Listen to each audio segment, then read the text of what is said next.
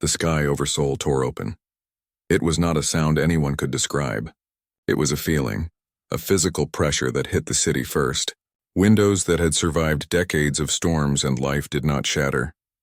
They turned to dust, a fine, glittering mist that fell silently into the streets. Then came the shadow. It was not like a cloud blocking the sun. It was like the sun had never existed. A deep, impossible blackness slid across the sky, a shape so vast it had no edges. It was just there, a new ceiling for the world made of cold, dark metal.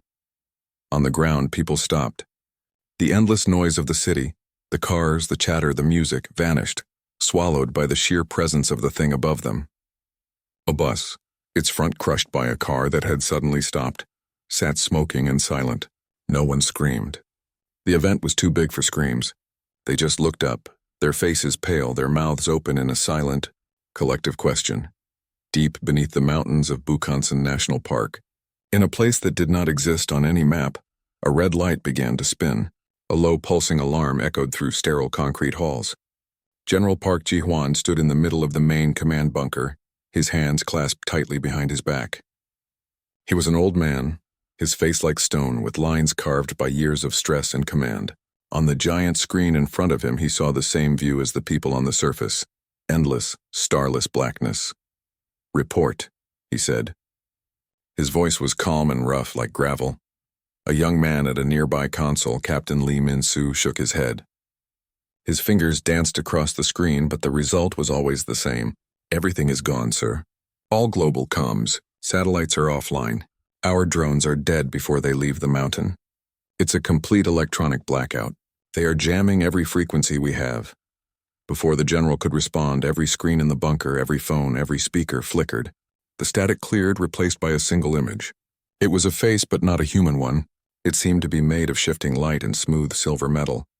Its eyes were pools of calm blue energy. When it spoke, its voice was perfect, clear, and seemed to come from inside everyone's own head. It spoke in flawless Korean. "People of Earth."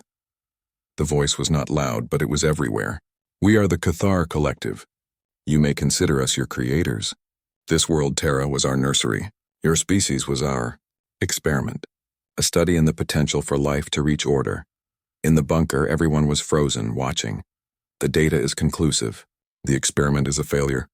You have not evolved beyond tribalism, greed, and self-destruction. You poison your world. You fight endless wars over meaningless differences. You have reached a technological level without the wisdom to control it. You are a threat to yourselves, and to the purity of this biosphere." The being, who they would later know as the Herald Eleran, paused. The silence was heavier than the noise. "Therefore, the experiment is concluded. We have returned to reclaim our property. You will surrender all planetary governance to us immediately. Our peacekeeping units will descend to ensure a orderly transition. You have one planetary rotation to comply." The image of the face vanished, replaced by a simple, glowing symbol, a circle within a triangle that burned on every screen. "Resistance," the voice added, a final, cold note, "is illogical. It will be met with total erasure." The broadcast ended. The bunker was left in a stunned silence, broken only by the hum of computers and the shaky breath of a young technician. General Park turned slowly from the screen. His stone face had not changed. "Captain Lee!" Min-soo jumped to his feet. "Sir, I need a pattern. A weakness. A seam in their armor. I don't care how small. Find it."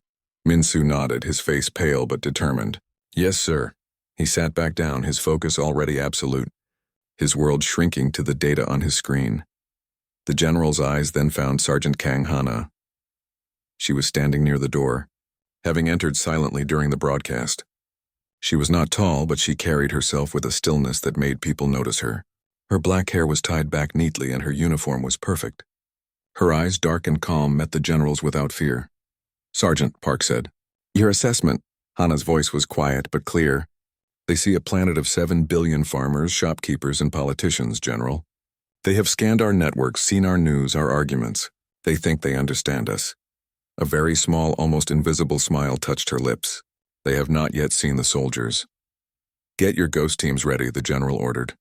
"This is not a surrender. This is the opening move of a game they do not know we are playing." "Understood," Hana said, and with a sharp nod she turned and left the room.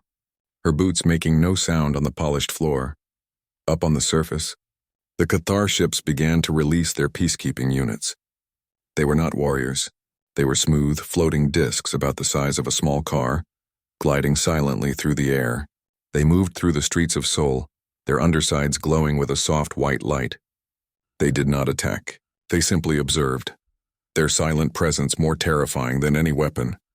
People hid in their homes and offices, watching from behind curtains as the discs floated past. The world had become a library of fear. The aliens had not come with roaring engines and laser blasts. They had come with a quiet, absolute authority that felt like the end of history. Down in the bunker, Lee Min-soo worked. He had managed to pull data from a few hidden sensors that had survived the initial jamming. He watched the flight paths of the drones. They were perfect. Too perfect. They moved in a grid, covering every inch of the city with maximum efficiency. There were no gaps. It was the movement of a mind that saw the world as a math problem already solved. "General," Min-soo said after an hour, "I have something. It's not a weapon, it's a habit." Park walked over to his station. "Explain." "Their network is quantum-linked. Instant communication. But look here." Min-soo pointed to a stream of data. "When a drone encounters an unexpected obstacle, a collapsed building, a large crowd, its reaction is not instant. There is a tiny delay. A few milliseconds. It's like it has to think for itself for a moment before the hive mind tells it what to do." "A few milliseconds," the general repeated. "What can you do with that?" "I don't know yet, sir," Min-soo admitted. "But it's a crack, and every wall falls apart if you find the right crack." Meanwhile, Sergeant Kang Hana moved through a different world. She was in the old subways and maintenance tunnels that ran like a secret web beneath the city. Her team, the Ghosts, were there with her. They were not a large force, but they were the best. They were experts in sabotage, infiltration, and silent warfare. Hana looked at her team. There was Kim Chul, a quiet man who could make a bomb from kitchen cleaner. There was Park Soo-min, who could hack any civilian system blindfolded. They all looked at her, waiting. "The general has given the order," Hana said, her voice echoing softly in the concrete tunnel. "We do not fight them, not yet. First, we teach them that their data is wrong." She held up a small, crude device, a modified microwave emitter hooked to a car battery. "Their drones see the world with sensors. Sensors can be tricked. We will not break them. We will confuse them. We make their perfect map of our city unreliable. We show them ghosts." That night, the first ghost appeared. A Cathar drone monitoring a major power junction suddenly registered a massive energy surge from a building that had been empty for years. It moved to investigate. As it did, its perfect path was interrupted. It had to recalculate. For those few milliseconds, it was alone, and in that moment, another drone following its own perfect path collided with it. There was no explosion, just a crunch of metal and a shower of sparks as both machines fell from the sky into the Han River. In the Cathar command ship high above, the incident was logged. A single line in a vast sea of data. Unit 734B and Unit 911C lost. Caused simultaneous navigation system error. Probability. Anomalous, but within acceptable parameters for local tech contamination. The Herald Ellerin saw the report and dismissed it. The humans were broken. Their world was messy. Such errors were to be expected. She did not see Sergeant Hana and her team melting back into the tunnels. She did not see Lee Min-soo in his bunker, already designing a more sophisticated version of the emitter based on the collision data. And she did not see General Park Ji-hwan staring at a live feed of the silent, shadowed city, his expression not one of defeat, but of a cold, patient anger. The reclaimers had arrived. They thought they owned the earth. They were about to learn that you cannot own a storm. You can only hope to survive it. The quiet was the strangest part. For the first day after the Cathar arrived, the world held its breath. The giant ships were a silent ceiling of dark metal. The floating drones were like silent, smooth ghosts in the streets. There were no sirens, no traffic, no voices raised in argument or laughter. It was a museum of a world, and humanity was the exhibit. On the surface, people did as they were told.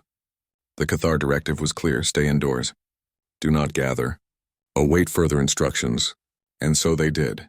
Families huddled in apartments watching the silent streets. Shop owners looked through their blinds at the empty roads. It was a perfect picture of surrender. The Cathar were pleased. Their sensors, from the great ships in the sky to the drones in the streets, collected endless data. They scanned body heat and heart rates. They analyzed brainwave patterns from a distance. They measured the chemical signals of fear in the air. The results were clear. The human species was docile, broken. The experiment was being concluded with maximum efficiency. Down in the bunker, General Park watched the same surface feeds. He saw the quiet streets and the still people. He saw the drones moving without challenge. His officers around him shifted nervously. They saw defeat. The general saw something else. He saw a trap being set. "They are reading our fear and calling it surrender," he said to Captain Lee Min-soo.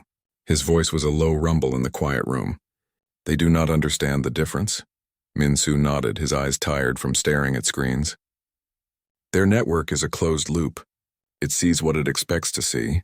Right now it expects to see obedience. Then we must show it something else," a calm voice said. Sergeant Kang Hana stood at the entrance to the command center. She had come up from the tunnels. Her boots were dusty, but her uniform was still neat. Her face was calm. "The first messages have been delivered." The general turned to her. "Report." "The collision in the river was a good test," Hana said. "Their system called it an accident. So we have given them more accidents." She explained in simple terms. Her team had not used guns or bombs. They had used confusion. One team went to an old subway line. They found a control box for the city's power grid. They did not cut the power. Instead, they made a small device that sent a false signal. It made the grid look like it was overloading in a place where nothing important was happening. A Cathar drone was sent to investigate the fake power surge. While it was focused on that, another part of the grid, a real one, had a small real fluctuation. The system was slow to notice. For a few seconds, the lights in a drone storage area flickered. Another team went to a water treatment plant. They did not poison the water. They simply changed the settings on a few filters.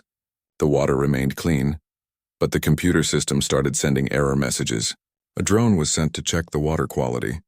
Its sensors said the water was fine, but the plant's computer screamed that it was dirty. The drone hovered, confused, trying to solve a problem that did not exist. "They are looking for rebels with weapons," Hana said. "They are not looking for a man with a screwdriver making a machine lie." A smile, thin and hard, appeared on General Park's face. "Good. Captain Lee, what are you learning from their confusion?" Min-soo pulled up a new screen. It showed a complex map of Seoul, with hundreds of tiny moving lights representing the drones. Every time one of Sergeant Hana's ghosts appears, the drones react. They send a report. That report creates a tiny delay in their network. It is like a single pebble dropping in a pond. The ripples are small, but they are there. He zoomed in on the map. "I am starting to see the rhythm of their hive mind. It is very fast, but it is not creative. It only has a set of answers for a set of problems. We are giving it problems it does not have an answer for." High above in the Cathar command ship, the Herald Eloran reviewed the daily logs. The report was mostly green, meaning success. But there were a few yellow marks, anomalies. Incident 734. Power grid fluctuation in Sector E. Outage caused local system. Degradation.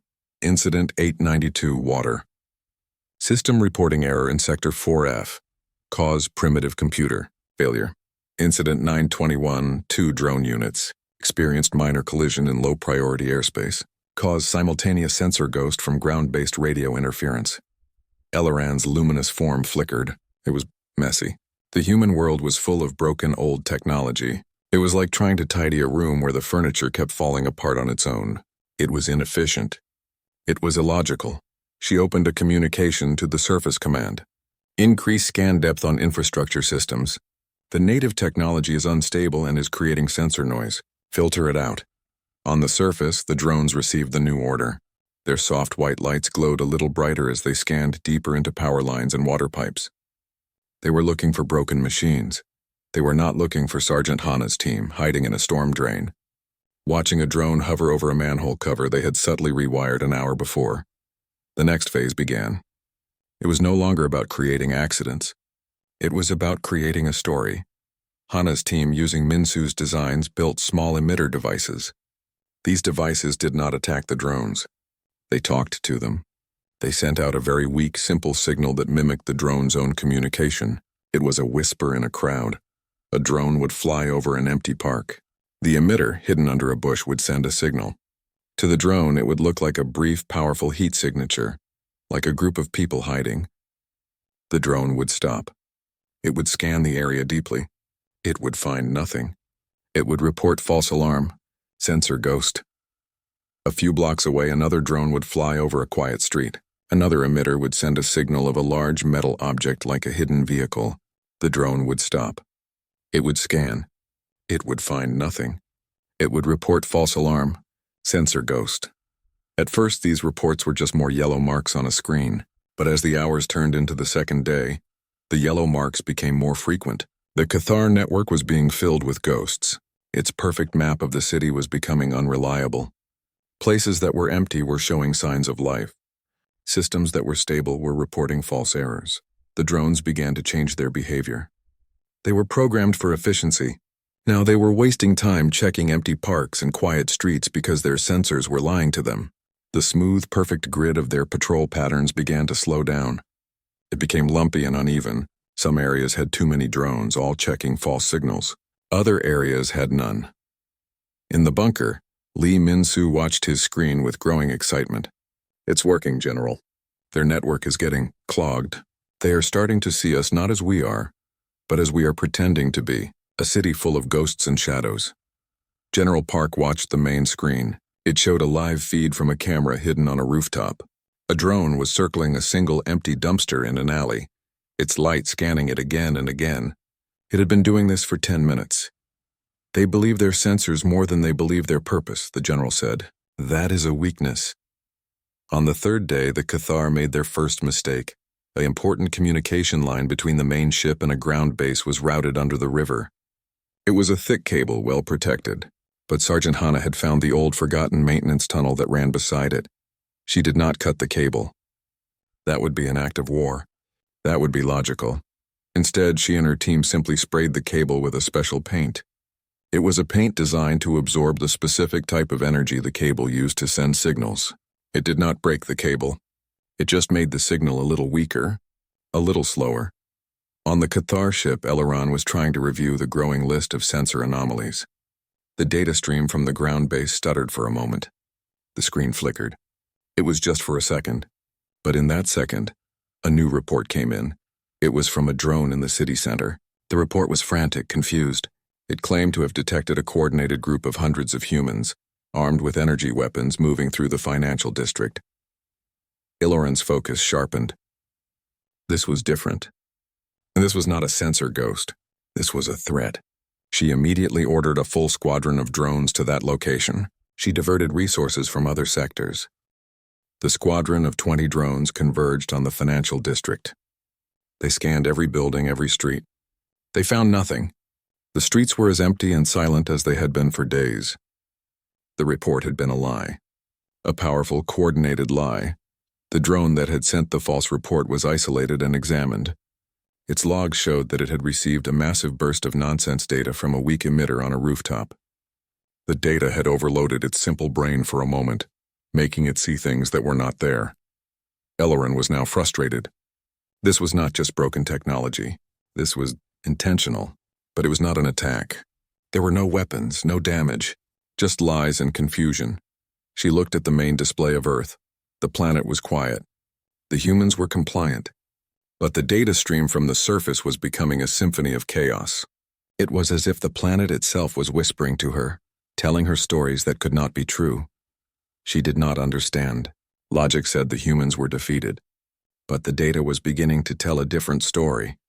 A story she could not yet read. Down in the bunker, Sergeant Kang Hana received a message from her team on the rooftop. The emitter had worked. The Cathar had taken the bait. They had moved their forces for a ghost.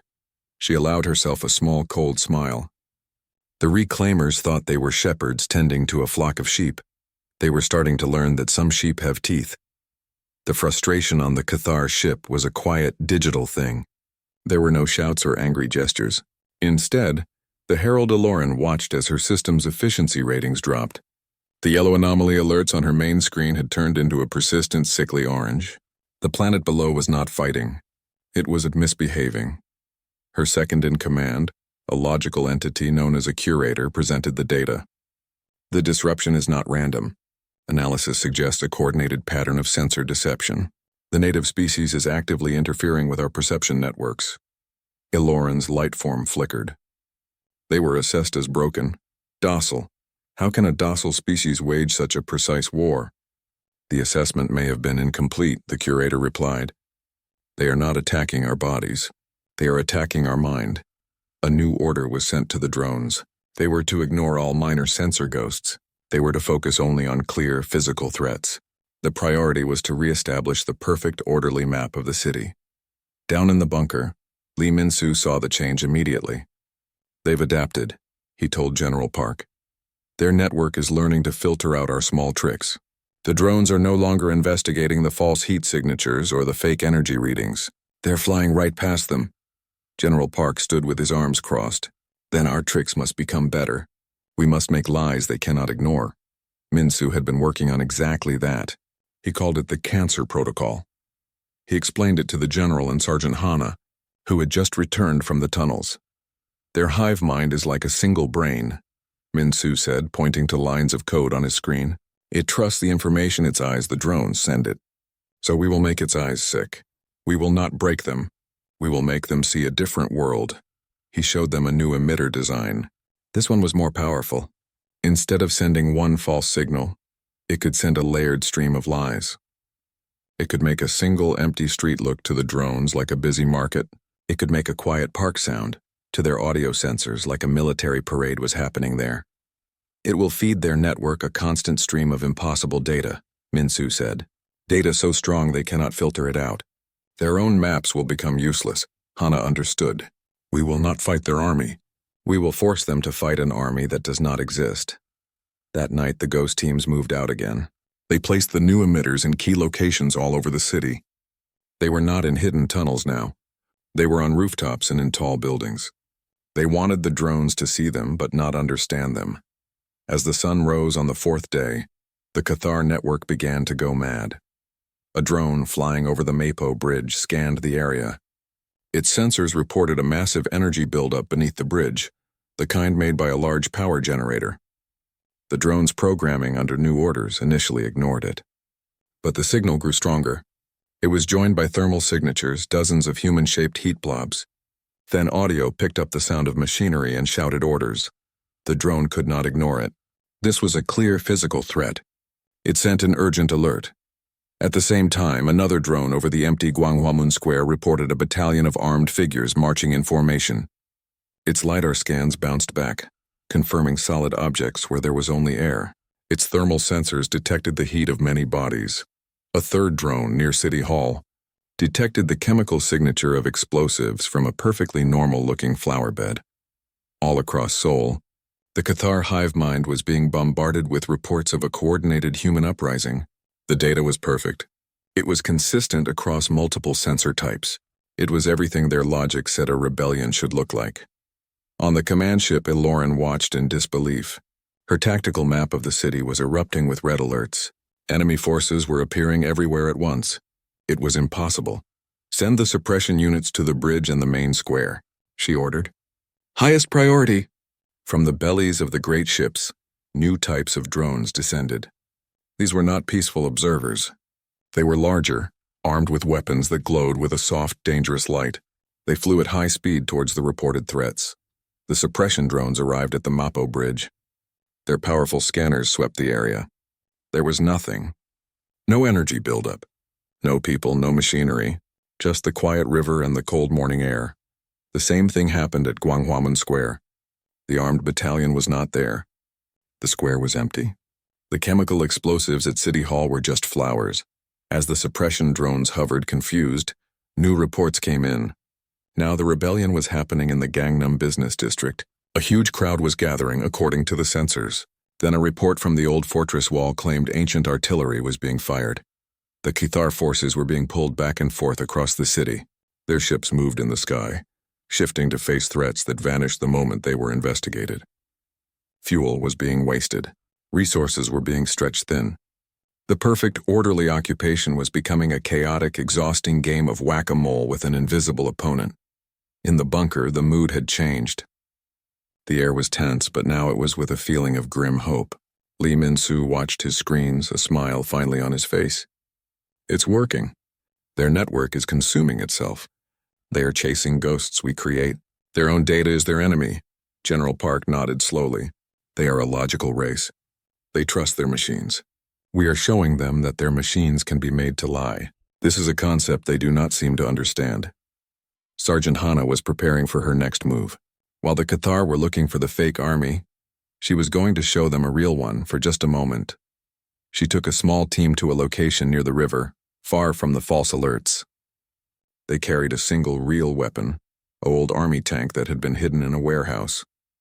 It had no fuel and its gun was disabled. It was just a heavy metal object. As the Cathar suppression drones were busy at another false alarm across the city, Hana's team used a large crane to move the tank out of the warehouse and into the open for exactly 3 minutes. Then they moved it back inside and hid it. During those 3 minutes, a passing Cathar drone saw it. The drone, its systems overloaded with false data from the emitters, did not know what to do. A tank was a real threat, but its network was currently screaming about a rebellion in another part of the city. This single tank did not fit the pattern. The drone hesitated. It sent a low-priority report. The report landed in Eleran's Sea of Chaos. A single confirmed physical weapon, but it was in a location that made no sense according to the other data. Was it real? Was it another lie? Her logical mind could not process the contradiction. She ordered a single drone to investigate, but by the time it arrived, the tank was gone. This was the true cancer. It was not just about false data. It was about destroying the Cathar's ability to tell what was real. They could no longer trust their own eyes. Eleran stood on her command deck, watching the planet below. The humans were not fighting with strength. They were fighting with madness. They had turned the city into a house of mirrors. Every reflection was a monster, but when you turned to face it, there was nothing there. She felt a new sensation, one her species rarely experienced.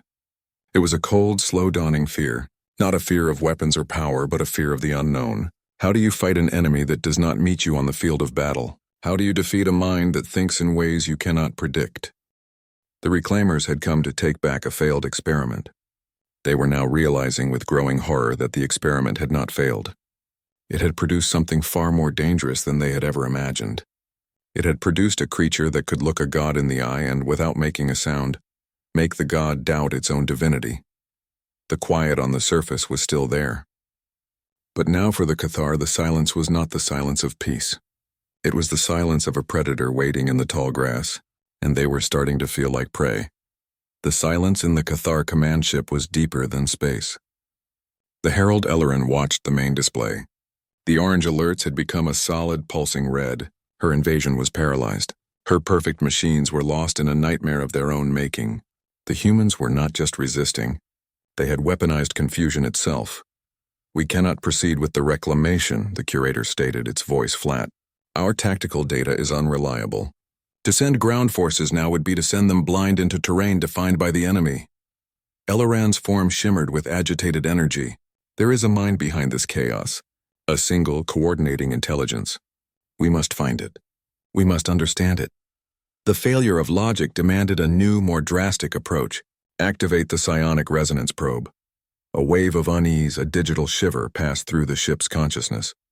The probe was a last resort, a tool to touch the primitive noosphere of a world, the collective cloud of thought and emotion of its inhabitants. It was used to pacify savage worlds by flooding them with soothing frequencies. It was never meant for a world like this. It is a risk, the curator warned. Their mental landscape is unknown. It could be volatile. Their technology is a reflection of their mind, Eleran countered, her decision made. We will go to the source. We will find the architect of this deception and silence it. Deep underground, an alarm chirped on Lee Min-soo's console. "General, I'm reading a massive energy buildup in the upper atmosphere. A different signature. It's not a weapon. It's some kind of broadcast. It's aimed at the whole planet." General Park stepped closer. "A broadcast? What kind?" Before Min-soo could answer, Sergeant Hana stiffened. She put a hand to her temple. "Do you hear that?" she asked, her voice low. At first it was nothing. A faint hum like a distant engine. Then it grew. It was not a sound you heard with your ears. It was a pressure inside the skull, a feeling of something vast and cold brushing against the edges of thought. Across Seoul, people in their homes looked up, confused and frightened. A headache was spreading across the entire city. In the bunker, the feeling intensified. It was a presence searching, sifting. It was looking for something. "It's in our heads," Minsu whispered, his face pale. "They're trying to read our minds." The probe was not looking for one mind. It was trying to map the human psyche. It sought the source of the resistance, the central command. It dove into the collective consciousness of humanity, expecting to find fear and submission. It found an ocean. The probe's sensors were designed for simple, orderly minds. They were not built for the storm of human thought. It was immediately overwhelmed. It did not find a single general. It found billions of individuals, a chaotic symphony of love, hate, joy, and sorrow. It brushed against the memory of a soldier's last stand in a forgotten war. It felt the cold determination of an explorer at the bottom of the sea. It tasted the fiery passion of a revolutionary speech. It saw the patient, endless love of a mother for her child, and then it found the darker currents. It touched the cold, calculated hate of 1,000 tyrants. It felt the raw animal terror of a prey creature cornered by a predator. It witnessed the bottomless grief of entire cities lost to plague and war. It saw the human talent for cruelty, a creativity in causing pain that was boundless. The Cathar, beings of pure order, had no context for this. This was not just chaos. This was a universe of contradiction, where great beauty and profound horror lived side by side in the same mind. The probe, trying to find logic, dug deeper. It tapped into the genetic memory, the ancient parts of the brain that remembered the hunt. It felt the samsang, the Korean spirit of a desperate suicidal fight, the willingness to die if it meant taking the enemy with you. It was not a lack of fear. It was a will stronger than fear. It felt the Han, a deep collective sadness and resilience built from centuries of hardship. A grief so profound it became a kind of power, a quiet strength that could endure anything, outlasting empires and famines. And it felt the Hwabyong, the fire of rage that had been suppressed for too long. The fury of the unheard, the disrespected, the reclaimed. It was a volcano of emotion that could shatter worlds. The data stream flooding into the Cathar ship was no longer a report. It was a scream of pure existential terror. The hive mind, so clean and logical, was being violated by a tsunami of raw, unfiltered emotion. They saw not a plan or a strategy. They saw the truth of humanity. They saw a species that had looked into the abyss so often that the abyss was now a part of them. A species that could compose a beautiful symphony one moment and design a factory of death the next. A species whose greatest weapon was not its technology, but a mind that could imagine any heaven and any hell, and then find a way to build both. On the command ship, Illurin staggered. The visual feed on her screen was gone, replaced by a horrifying collage of human history. She saw pyramids built by slaves. She saw paintings of breathtaking beauty. She saw the flash of nuclear fire. She heard the laughter of children and the screams of the dying all at once. She saw Sergeant Kang Hana's calm, unyielding resolve in the face of annihilation. She felt Lee Min-soo's brilliant, twisting intellect creating weapons from nothing. She sensed General Park's cold, ancient patience, the patience of a hunter who would wait 10,000 years for the perfect shot. This was not a failure of evolution. This was something else entirely. Humanity was not an experiment that went wrong. It was a cage for something primordial and terrifying. They had not tamed their world. They had conquered it by being more ferocious than anything else on it. The curator's voice was a broken whisper. They are not what we thought. They are the primordial anomaly. The chaos that destroys order. We did not create them, we quarantined them here. We hoped this world would contain it. Illurin finally understood. They had not come to reclaim a garden. They had come to check on a prison cell, and they had just discovered that the prisoners had not only taken over the prison, they had forged the locks into keys and were waiting, quietly, for the guards to arrive. The fear that gripped her was colder than the void, between stars. It was the fear of the known. They had the data now. They knew what humanity was, and they knew with absolute certainty that they could not win. You cannot defeat the storm. You cannot reason with the earthquake. You can only flee. The psionic probe shattered. its systems burned out by the intensity of the human soul. The pressure in everyone's head vanished. In the bunker, Lee Min-soo let out a shaky breath. It's gone. The signal. It just collapsed. Sergeant Hana slowly lowered her hand from her temple. Her face was calm, but her eyes held a dark understanding. They looked, she said simply. I do not think they liked what they saw. General Park looked at the main screen. The red alerts on the Cathar network were fading. The drones in the city had stopped moving entirely. They were hovering, lifeless, like flies trapped in amber. A profound and eerie silence had fallen, both on the ground and in the sky. The game was over. The hunters had become the hunted, and the gods, having glimpsed the true face of their creation, were now afraid. The great Cathar ships did not explode. They did not fire a final angry shot. They simply began to move. It was a slow, careful retreat. The dark ceiling over Seoul began to break apart as the massive vessels turned, one by one, and climbed silently back toward the stars. The shadow over the world was lifting. On the ground, people crept out of their homes. They stood in the streets looking up at the unfamiliar sun. They did not cheer. They were too tired, too confused. The silence was heavy and strange. In the bunker, the staff watched their screens in disbelief. The enemy was leaving. Confirmed trajectory, General Park said, his voice low and steady. Captain Lee Min-soo worked his console, his hands trembling slightly. It's confirmed, sir. They are breaking orbit. All of them. They are running. The main screen showed the last of the giant ships shrinking into a speck of light against the blue sky. Then it was gone. The invasion was over. It had ended not with a bang, but with a quiet, terrified withdrawal. A single small craft detached from one of the departing ships. It was not a warship. It was a simple shuttle. It descended slowly towards Seoul, landing without a sound in the middle of the empty Gwanghwamun Square. General Park watched it on the live feed. He turned to Sergeant Kang Hana. Take a team. Secure the area. See what they want. Hana nodded. She gathered 5 of her best ghosts. They moved quickly through the quiet streets, their weapons ready. They approached the shuttle. It was smooth and white, with no visible doors or windows.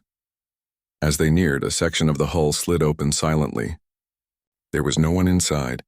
It was an invitation. Hana looked at her team. Wait here. She stepped inside alone. The shuttle was empty except for a single seat. The moment she sat down, the door closed. The shuttle rose smoothly into the air and flew towards the mountains. It landed a few minutes later at the hidden entrance to the bunker. The door opened again. General Park and Captain Min-soo were waiting for her, flanked by guards. They watched as a figure emerged from the shuttle. It was the Herald Eloran. But she was different. Her form, once bright and shining, was now dim and flickering. The light in her eyes was weak. She moved slowly, as if carrying a great weight. She was alone and unarmed. She walked towards General Park and stopped a few meters away. She looked at the 3 humans, the old soldier, the young genius, and the quiet warrior. She saw the faces of the storm. I am Eloran, she said, her voice soft without its former power. I have come to speak for the Cathar Collective. General Park said nothing.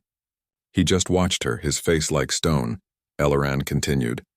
We were wrong. You were not an experiment that failed. She paused, gathering her thoughts. Long ago we found a force in the universe, a chaos, a madness that destroys order. It is a sickness of the mind that spreads. We could not destroy it, so we tried to contain it. We put a fragment of it here, on this world, hoping it would die in isolation.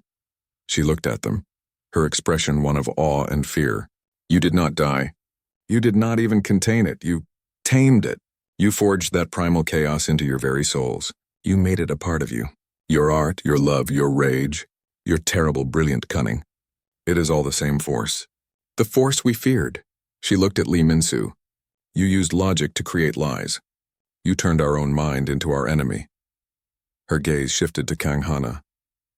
You moved in the shadows not with violence, but with a quiet patience we cannot understand. Finally, she looked at General Park. And you? You commanded the storm. Eloran bowed her head. It was a gesture of deep respect and of defeat. We came to reclaim a garden and found it guarded by dragons. We are not your creators. We are your custodians, and we have failed. The galaxy is not safe from you. It never was. She straightened up. We will not return. We will leave this sector of space and never come back. We will tell the other species of the galaxy to fear the quiet world, to fear the patient predators, to fear you." There was a long silence. The wind blew through the trees, a sound that had been absent for days. General Park finally spoke. "You have seen what we are. You know we do not forget. You know we do not forgive. If your kind ever approaches our world again, we will not be so gentle. We will not confuse you. We will find you, and we will end you." Eleron met his eyes. She knew it was not a threat. It was a simple statement of fact. "We know," she whispered. Without another word, she turned and walked back to her shuttle. The door closed. The craft lifted into the air and shot up towards the sky, a tiny silver dart chasing after its fleeing mothership. The three humans stood together, watching the sky where the shuttle had vanished. Lee Min-soo pushed his glasses up his nose. "There is so much we can learn from their technology they left behind. The drones, the shuttle, it will change everything."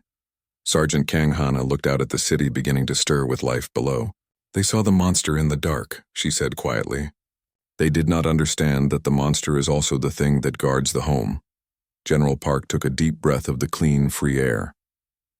He did not smile. The weight of what they were, of what the galaxy now knew they were, settled on his shoulders. They were alone again. But this time they were alone, not because they were forgotten, but because they were feared. The reclaimers were gone. The message had been sent, and as the sun set on a free Earth, the silence was no longer the silence of victims. It was the deep, watchful silence of a predator that has been seen and no longer needs to hide.